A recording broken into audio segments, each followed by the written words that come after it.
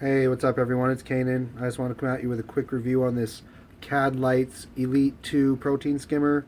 It's still a relatively new product and not a lot of people have it. There's not a lot of reviews out there, so I just thought I'd make one and so that way people can understand. It's not a bad product. It's a pretty good protein skimmer. You can see that it's working there pretty good. I've had it running for about 3 months now. I just got done emptying out and cleaning it, and I plugged it in about an hour ago. It's already making a good skim. Yeah, so it's not bad. The one thing that I mainly got it for is that they advertise it as being very quiet on their website. They say that this thing runs at less than 5 decibels of sound when you're right next to it. And that's an amazing amount, very low, so I got it, and yeah, they weren't kidding, it really is. So, yeah, you hear that right now, gurgling noise, that's my overflow. You don't even hear this thing.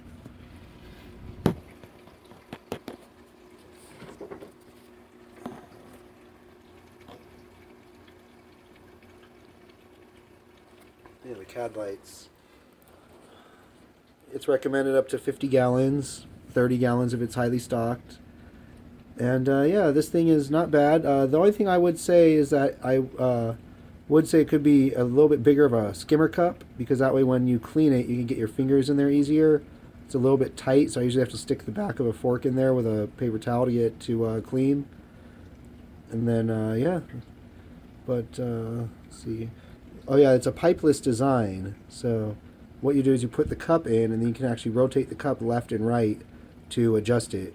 So pretty innovative, but the problem is when you go to take the cup out, it will accidentally adjust it sometimes. You gotta be real careful and hold it with both hands, so that way you don't adjust your skimmer when you go take your cup out.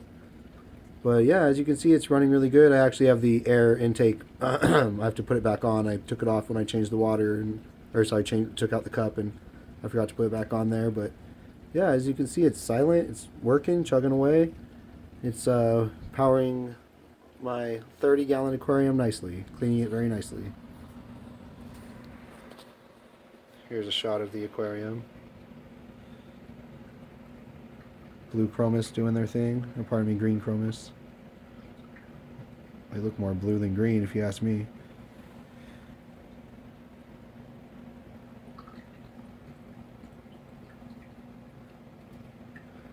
Yeah, this is just in the corner of my room. You can see it's a mixed tank, a little bit of SPS and softies.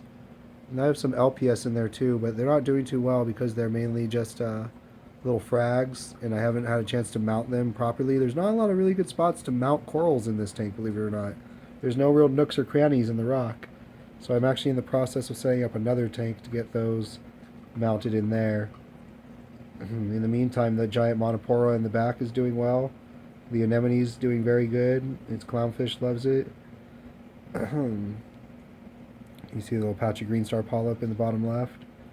A little zoa colony in the top left. And there are little zoas all around. All in all, everything's looking really nice. So before this, I was running a Curve 5 by Bubble Magus. But the motor, it didn't go out, but all of a sudden it just stopped skimming like it should. It just wasn't building up a skimming. All the bubbles were staying in the chamber and not getting up where they needed to be. So I swapped it out and cleaned it up real good and hooked this one up in the meanwhile while I was getting the Magus all cleaned up. And it was working, and it was silent. It was quieter. So I just said, you know what, I'll let it run and do its thing. I had this one in storage because I actually bought this when it was a brand new product when they first came out. Maybe about 3 or 4 months after they came out, because I was looking for something real small to put in a nano tank at the time. And then I ended up not using this, but I wanted to get it because I know how with smaller companies like Cadlights, when they make products, sometimes the company will go out of business and you can't get the product anymore. So I wanted to grab one while I could. And then, yeah, like I said, it's not bad. You can see it's got, let's get closer here. The pump is actually not inside the skimmer. It is located outside the skimmer on the foot of it, and then the skimmer mounts to the top of the pump. You see the bubbles go up that chamber, build up the turbulence right into the bottleneck.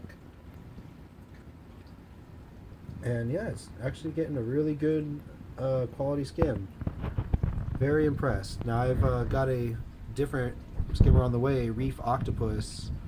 and that will be my first Reef octopus, so it'll be my first skimmer in that quality of range, that class. Other than that, I have an ASMG2, so I don't know how this will compete with the octopus, but for right now it's doing great. I'm getting the Reef octopus for a different tank that I'm setting up, so. But yeah, I would definitely recommend the product. Like I said, it's still pretty new, and they're not a very well-known company. It's definitely not a well-known skimmer. A lot of people don't know about it or how quiet it is. Excuse me.